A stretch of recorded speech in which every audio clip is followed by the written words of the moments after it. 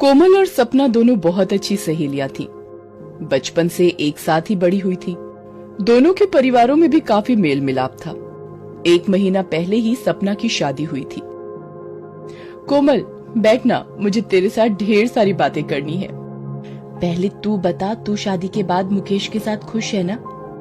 अरे यार, love marriage का यही तो फायदा है। पति चंगुल में हो तो फिर किसी बात की कोई परवाह ही नहीं। मेरे आगे पीछे घूमते हैं मुकेश, ऐश है मेरी तो। अच्छा, और घर में सबका स्वभाव कैसा है, तेरी सास वगैरह? मेरी सास थोड़ी तेज है। टोका टाकी की तो तुझे पता ही है, हर सास की आदत होती है, और सासें कभी अच्छी हो ही नहीं सकती, ये तो जग जाहिर है। कोमल सपना की बातों को सुनकर कुछ सोच में पड़ जाती है। तभी सपना उससे पूछती है, ओ मैडम, कहाँ खो गई? सास मेरी खतरनाक एटम बम है, वो सिर्फ मेरे ही सामने फटता है। तू क्यों घबरा गई? कुछ नहीं, बस ऐसे ही। अच्छा ये सब छोड़, वो लड़के वाले कानपुर से तुझे देखने आ रहे थे, कब आएंगे, कुछ पता चला? हाँ, वो पापा जी बोल रहे थे कि आने वाले संडे को उनका आने का प्रोग्राम बन रहा है। वो सूरज जी के कॉलेज का संडे को ऑफ होता है। क्या बात है, सूरज जी? अभी से? सपना, अभी ऐसी कोई बात नहीं है। अभी तो पापा जी के सिर्फ फोन पर ही उन लोगों से बात हुई है, तो मुझे पता चला कि वो कॉलेज में एक प्रोफेसर हैं। मैं तो शनिवार ही वापस जा रही हूँ। मेरी सास ने घर में एक पूजा रखी है, तो मेरा पहुँचना जरूरी है। कल से 10 फोन घुमा चुकी हैं। बहू टाइम पर आ जाना, रिश्तेदार भी आ रहे हैं तो तुम्हारा होना जरूरी है। पता नहीं, जैसे बहुओं को तंग करे बिना इन सासों को नींद ही नहीं आती। सपना वापस अपने ससुराल चली जाती है। रविवार के दिन लड़के वाले कोमल को देखने आते हैं। अरे जानकी, कोमल को तैयार होने में कितनी देर है? वो लोग आ गए हैं, दीपक उन्हें बस भीतर ला ही रहा है। जी बस हो गई है, मैंने चाय चढ़ा दी है, नाश्ता प्लेटों में लगा दिया है। आप चिंता मत करो, बस मैं कोमल को ला रही हूँ। लड़के वाले कोमल को देखते ही पसंद कर लेते हैं और दोनों तरफ से रिश्ते की हाँ हो जाती है। कोमल को पता चलता है कि उसकी सास सौतेली है। ये सुनकर वो थोड़ा घबरा जाती है। तभी सपना का फोन आ जाता है। और बता, कैसा लगा लड़का? और तेरी होने वाली सास तुझे कैसी लगी? ज्यादा सवाल तो नहीं कर रही थी? सपना, मुझे तुझे कुछ बताना है। हाँ बोल, क्या बात है? सपना, मेरी होने वाली सास सौतेली हैं। सूरज की मम्मी की डेथ के बाद उनके पिता ने ये दूसरी शादी की थी। तब सूरज और उनकी बहन राधा काफी छोटे थे। ये बात उन्होंने हमें कल ही बता दी थी। हमने रिश्ते के लिए हाँ कह दिया है। अगले महीने शादी का मुहूर्त निकला है। सौतेली सास मतलब कि सूरज की सौतेली माँ? कोमल, रहने दे ये शादी, मना कर दे, जीना मुश्किल हो जाएगा ससुराल में तेरा। सूरज की ये सौतेली माँ पूरा घर कब्जे में लेकर बैठी होंगी, ये मैं तुझे लिख कर दे रही हूँ। तूने देख तो लिया ही होगा जब वो कल आई थी। नहीं सपना, वो कल नहीं आई, सिर्फ सूरज, उनके पापा और बहन जीजू ही आए थे। ये सब बातें सुनकर सपना थोड़ी हैरान हो जाती है। कोमल के मन में भी सास की एक अलग ही छवि बन चुकी थी। 1 महीने बाद कोमल की शादी हो जाती है और वो अपनी ससुराल पहुंचती है। कोमल भाभी, आप मुंह दिखाई में इनके हाथ से कुछ मत लेना। मैं और भाई भी इनसे ज्यादा मतलब नहीं रखते। राधा ठीक कह रही है। कोमल, तुम ज्यादा बात मत करना। वो हमारे पिता की दूसरी पत्नी है, इससे ज्यादा वो हमारे लिए कुछ भी नहीं। कोमल चुपचाप सूरज और राधा की बातें सुनती रहती है। एक शाम कोमल अपने कमरे में होती है। कोमल बहू, क्या मैं अंदर आ सकती हूँ? जी जी माँ जी, आपको पूछने की क्या जरूरत है, आइए।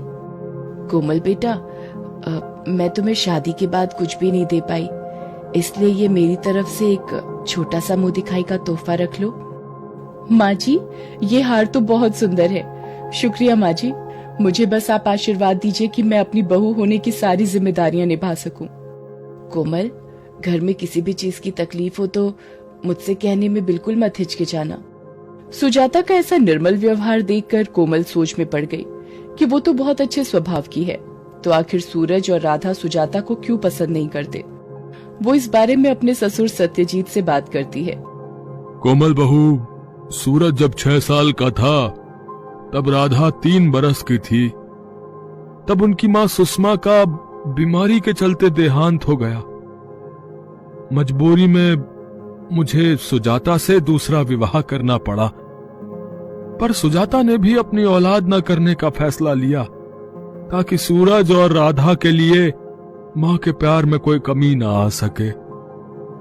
पर इन दोनों के मन में हमेशा ये बात रही है कि सुजाता इनकी सौतेली माँ है।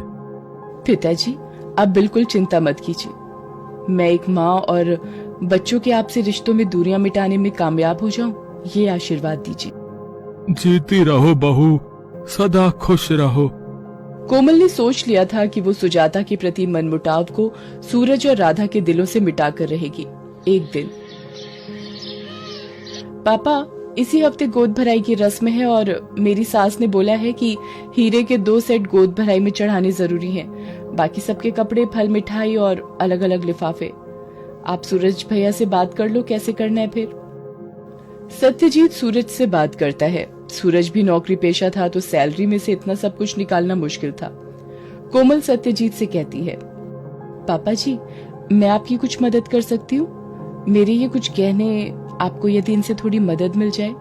नहीं कोमल बहू, तुम अभी अभी नई नई इस घर में आई हो और नई बहू अपने गहने दे, ये मैं कभी नहीं होने दूंगी। और मेरे होते हुए तुम्हें ये सब करने की कोई जरूरत नहीं है बेटा। सुनो जी, ये मेरे गहने, अब तो मैं इन्हें पहनती नहीं हूँ, ये देकर राधा बिटिया के लिए नए सेट बनवा दो। आप आज ही सुनार की दुकान पर चले जाओ, वो इसके बदले नए गहने दे देगा। सुजाता, काश सूरज और राधा भी तुम्हारे इस माँ के प्यार को समझ पाते। पापा जी, वक्त आने दीजिए, वो दोनों भी माँ जी के प्यार को महत्व देंगे। बाकी माँ जी, आप और मैं भी आज बाजार जाकर राधा दीदी की गोद भराई का सारा सामान ले आते हैं। शाम को सूरज ऑफिस से आता है। वो सत्यजीत से कहता है, पापा, मैंने बहुत कोशिश की, शायद कहीं से इंतजाम हो जाए, पर नहीं हो पा रहा। अरे पापा, ये कपड़े, गहने, ये सब कौन लाया? बस बेटा, भगवान के आशीर्वाद से सारे इंतजाम हो गए हैं। अब राधा बिटिया की गोद भराई की रस्म की सारी चिंता दूर हो गई। सूरज कमरे में आता है। कोमल उसे बताती है, सूरज, ये सारे इंतजाम जो आप देख रहे हैं, ये सब माँ जी की वजह से संभव हुआ है। आज राधा दीदी की गोद भराई की सारी तैयारियां उन्होंने ही की हैं। कोमल सूरज को सारी बात बताती है कि सुजाता ने अपने सारे गहने बेच दिए हैं ताकि राधा की गोद भराई में कोई कमी ना आए। ये सब सुनकर सूरज सोच में पड़ जाता है। वो राधा को फोन पर सारी बात बताता है, जिसे सुनकर वो भी मायूस हो जाती है। अगले दिन सब राधा के घर पहुंचते हैं। लड़के के मायके के लोग भी गोद भराई की रस्म के लिए आइए। पंडित जी, मैं सबसे पहले अपने होने वाले बच्चे को उसकी नानी माँ का आशीर्वाद दिलवाना चाहती हूँ। सूरज भैया, माँ को लेकर मेरे पास आइए। माँ, चलो, आपकी बेटी आपको बुला रही है। बच्चों के मुंह से माँ सुनकर सुजाता की आंखों में खुशी के आंसू फूट पड़ते हैं। सुजाता, जाओ, अपने नानी माँ होने का फर्ज निभाओ, अपनी बेटी को आशीर्वाद दो। चलिए माँ जी, इसी दिन के इंतजार में आपको बरसों लग गए, आज वो दिन आ ही गया माँ जी। सुजाता राधा के पास जाती है और उसे खूब प्यार और दुलार करती है। माँ, मेरी प्यारी माँ, मैंने आपको समझने में बहुत देर कर दी। माँ, मुझे भी तो गले से लगाओगी ना? मेरे बच्चे। राधा के ससुराल वाले भी ये अनोखा प्यार देखकर बहुत खुश होते हैं। राधा की गोद भराई की रस्म बहुत धूमधाम से होती है। सूरज और राधा का व्यवहार भी अब सुजाता के लिए बहुत अच्छा हो गया था। एक दिन, अरे भाई कोमल, शादी के बाद तो तू मुझे बिल्कुल ही भूल गई। और वो तेरी सौतेली सास कैसी है? लगता है कुछ ज्यादा ही तंग करने वाली सास है तेरी, तभी तुझे फोन तक नहीं करने देती। सपना, मेरी सास जैसे लोग लाखों में एक मिलते हैं। शायद मैंने पिछले जन्म में अच्छे कर्म किए थे जो मुझे माँ जैसी सास मिली। वो तो एक देवी है, मेरी सास सबसे खास है। कोमल का इतना कहना था कि सपना इसके आगे कुछ भी ना बोल सकी और उसने फोन रख दिया। जैसे ही कोमल फोन रखकर पीछे मुड़ी, सुजाता वहीं खड़ी थी। सुजाता ने कोमल को गले से लगा लिया। कोमल ने साबित कर दिया था कि इंसान की पहचान बिना परखे कभी नहीं